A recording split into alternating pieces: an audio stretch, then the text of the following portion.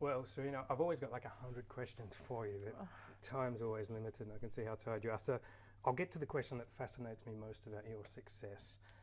How much of your success do you think is a God-given talent, and how much is it from sheer hard work?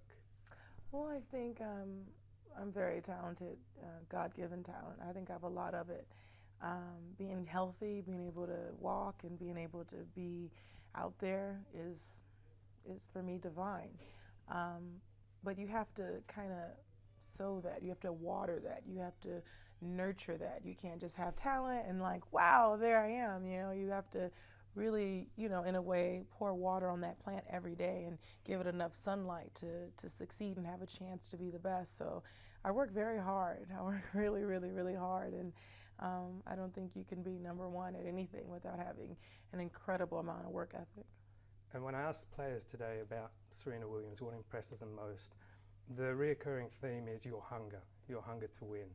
And Andrea Petkovic said that she paid a really good tribute to you. Yeah, she's great. And she said that she'd love to know, is that hunger something that you were born with, or is that something that came through your teenage years? Was there something that sparked it? I think it's something that you're definitely born with. I love doing what I do. I love being at the end of the week holding a trophy, And then when I'm playing and then I'm losing, or if I'm not playing well, in the back of my mind, I know how I feel when I lose, how I work even harder when I lose, and it's no fun. All the more things that I do when I lose. And yes, it does actually elevate me to do better and elevate me to play better. But at the same time, when I'm in that moment, I'm like, okay, let me try to do everything I can this possibly right now to do better. And the shot that's one of your biggest weapons, you said to me last year when you got nervous in the French Open final in 2013, just hit aces. So tell me about how you can, what you do to work on that serve, and how important it is to have that weapon. It's important for me in my game to have a great serve and to have that weapon. I win so many free points.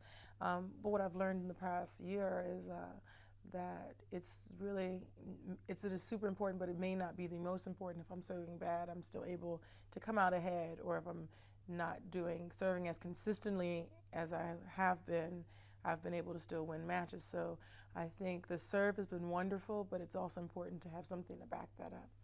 And we talked about intensity, we talked about hunger. You've said a few times this year that you've tried to have a relaxed approach to 2015. So how do you balance that intensity and that hunger with a relaxation?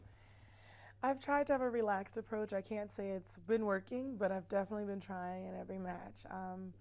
And it's been working. It's done well, but I still get really intense, and I get really, up for every single point in every single match.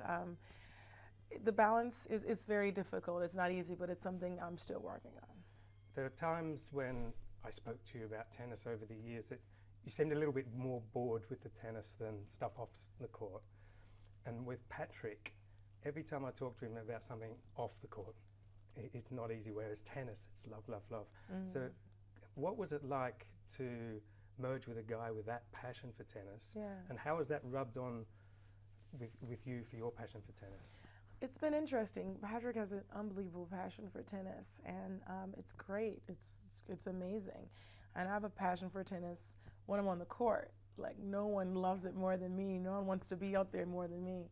And when I'm off the court, you would forget that I'm a tennis player because, I think I need that sort of distraction to be able to play long and be able to do well. I think that's something that I need. Of course, if I'm doing fitness or if I'm doing other things that involve tennis, I'm 100% in there, and I'm 100% in it. Merging with Patrick has been interesting because he understood me. He understood that on the court, he's like, wow, she's like even more intense than me. But off the court, he is still intense and he's still in it, and I'm just like, woo, going somewhere else, doing something else. Lee Na retired last year to have children. Kleisters and a couple of others within your era have done the same thing. Is that something that you've ever considered, or is that the big question? Yeah, absolutely. Okay, and then my last question. We're paying tribute to Rafael Nadal. He's going for 10 Roland Garros. He's won 9. Can you put that into perspective? Winning 10 Rolling Girls is, I can't imagine. I don't think I can do that in my career. I know I won't be able to do that in any tournament in my career. It's crazy. And he's still so young, and to be able to accomplish that and hopefully accomplish that. If he doesn't do it this year, he can do it next year. He has so much time and space to do it. It's crazy. I think he's an incredible player, and he's obviously has been so amazing for tennis. So it's just a joy to watch Rafael Nadal. Pleasure, Serena. Thank you very much.